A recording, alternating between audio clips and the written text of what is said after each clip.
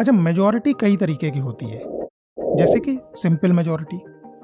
ये होती है 50% ऑफ द मेंबर्स जो वोटिंग वाले दिन हाउस में प्रेजेंट हैं और वोट कर रहे हैं। इस टाइप की मेजॉरिटी से ऑर्डिनरी बिल्स, मनी बिल्स या फिर regular business of the house pass होता है। ये प्रेजेंट एंड वोटिंग इसलिए रखा गया है कि अगर कुछ अपोजिशन मेंबर्स वॉकआउट कर जाएं या पार्लियामेंट में पार्टिसिपेट ना करें तो भी हाउस का बिजनेस अफेक्ट ना हो। Next is absolute majority. ये होती है 50% of the total membership of the house. मतलब जितने उस हाउस की सीट्स हैं, भले ही वो वोटिंग में आए या ना आए, उनमें से कोई रिजाइन कर दे या किसी की डेथ हो जाए, ये सारी सीट्स का 50% लिया जाएगा। अच्छा, सिर्फ एब्सोल्यूट मेजॉरिटी से कोई बिल पास नहीं होता, इसको स्पेशल मेजॉरिटी के साथ यूज किया जाता है। अगला है इफेक्टिव मेजॉरिटी, यानी कि 50% of the then members of the house. Then members का मतलब होता है जो टोटल मेंबरशिप है उसमें से वैकेंट सीट्स कंसीडर नहीं की जाएंगी। जैसे कि अगर कोई मेंबर रिजाइन कर दे या फिर किसी मेंबर की डेथ हो जाए तो वो सीट्स हटा के 50% देखा जाएगा। वहीं एब्सोल्यूट मेजॉरिटी में ये सीट्स हटाई नहीं जाती थी।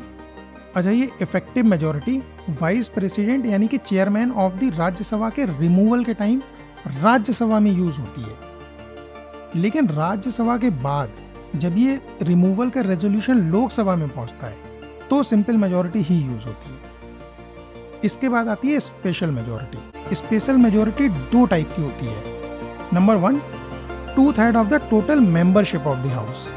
मतलब जितने उस हाउस की सीट्स हैं, भले ही वो वोटिंग में आए या ना आए, या उनमें से कोई रिजाइन कर दे या किसी की डेथ हो जाए, ये सारी सीट्स का 2/3 होगा। इसको स्पेशल मेजॉरिटी अभी हमने देखी। और दूसरी होती है 2/3 of the members present and voting. मतलब जो मेंबर्स हाउस में वोटिंग के लिए प्रेजेंट हैं, सिर्फ उनको कंसीडर किया जाएगा।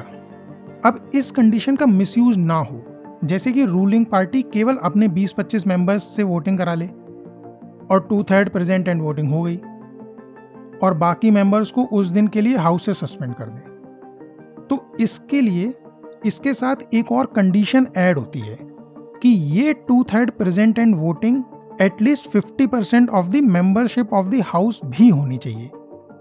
इस 50% मेंबरशिप को एब्सोल्यूट मेजॉरिटी बोलते हैं। तो जो जजेस का रिमूवल होता है वो स्पेशल मेजॉरिटी की सेकंड कैटेगरी से होता है।